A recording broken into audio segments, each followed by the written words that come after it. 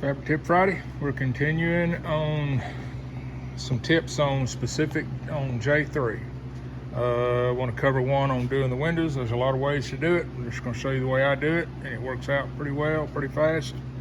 Like I said, when you put your fabric on, everything with AirTech glue is pre-glued and it dries. When you lay your fabric across, you activate it with thin glue. I don't like to glue to this full channel unless it's perfectly level, because usually it tucks in a little, and when you glue to it and when you stretch your fabric, it can come loose in places and look bad. I actually only wet it through when the fabric's over this, wet it through on the very edge real good, and then I cut it about a 1/2 inch or so inside, and then I cut these V's in instead of just cutting straight spots. That way, with a V, it gives enough difference, I guess you could say, or distance between them to where they're not overlapping each other. And what I do, you can use a playing card or whatever. What I do, I had one of these rubber squeegees like you put on a vinyl with, or a vinyl emblem, and I just cut about probably 1 inch.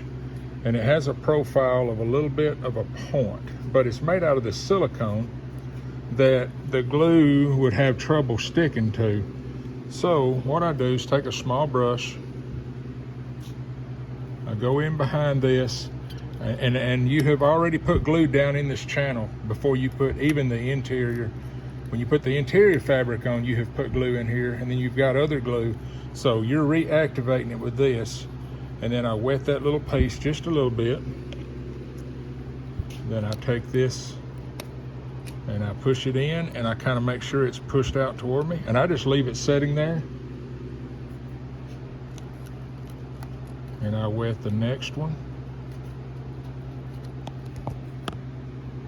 And then I just, when I pull it, sometimes you pull straight it, you could pull your piece out.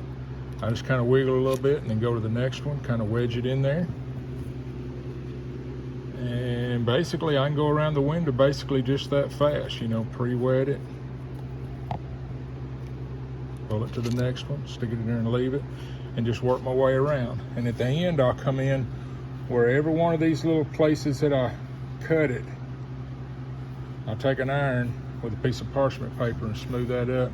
And then I've got an old iron. If you're looking at the sideways of the iron and the nose sticks out, I've ground that nose down to where it's about a 1/2 inch long, but real narrow. And I can turn that up, and I can slide the end of that iron in there at about 275 and just kind of seal that in. And then your glass will go in and just help continuation of holding that. Thank you.